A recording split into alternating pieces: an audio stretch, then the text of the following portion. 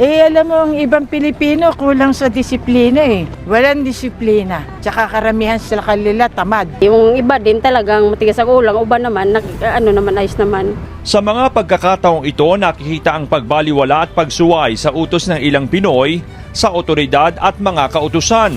Kung saan bawal magtapon ng basura, doon nagtatapon.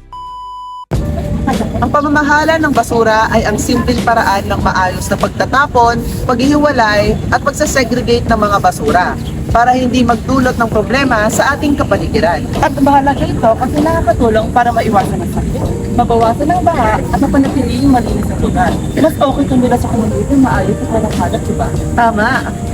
Ano nga ba ang sanhi ng mga problema? Una, pagtapon ng basura kung saan-saan. Pangalawa, hindi paghihiwalay ng mga basura. Pangatlo, kulang sa disiplina. Pang-apat, sobrang paggamit sa plastic. Sino ang naapektuhan? Una, lahat ng tao sa komunidad. Pangalawa, mga bata at matatanda mas mabilis nagkakasakit. Pangatlo, kalikasan at ang mga hayop. Ano naman kaya yung mga paraan na pwede nating gawin? Madali lang yan. Katulad ng pag-segregate ng mga basura. Pwede rin natin sundin yung 3R. Pwede rin tayong sumali sa cleanup drives. Tama. Tapos, sa pag-iwas ng gamit ng mga plastic tsaka sa pagsunod ng mga rules ng barangay, may iwasan na natin na magkalat or magkaroon ng mga basura sa kapaligiran. Paano kaya kung ngayon na tayo magsimula mag-cleanup? Pwede. Ano, Chi? Tara. Tara? Ito ang itsura ng parke na aming pinuntahan bago pa namin ito linisan.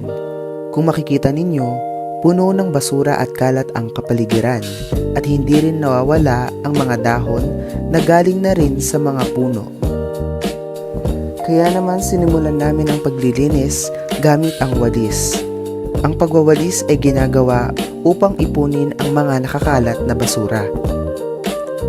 Ngayon, paano nga ba makatutulong ang ganitong gawain sa ating komunidad?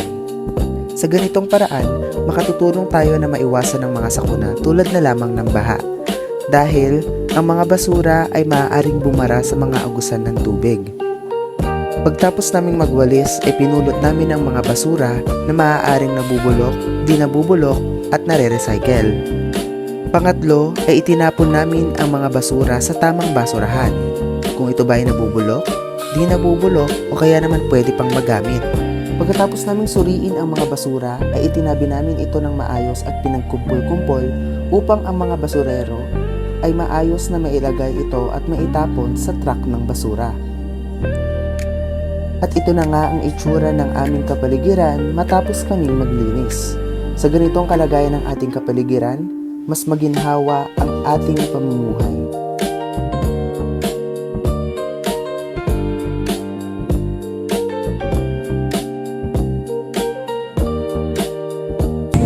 Ang natutunan ko sa paglilinis namin ngayon ay kahit anong edad mo man ay maaari ka pa rin makatulong sa kalikasan, kahit sa maliit na paraan. Natutunan ko na mag-recycle para mapalagaan ang kalikasan. Matutunan ko ay ingatan at pahalagaan ang ating kapaligiran. Natutunan ko ay panatiling malinis at mahalin ang kalikasan. Natutunan ko na mas maganda palang tingnan kapag malinis ang kapaligiran. Natutunan ko ay huwag tapon ng basura kung saan para manatiling malinis ang ating kapaligiran.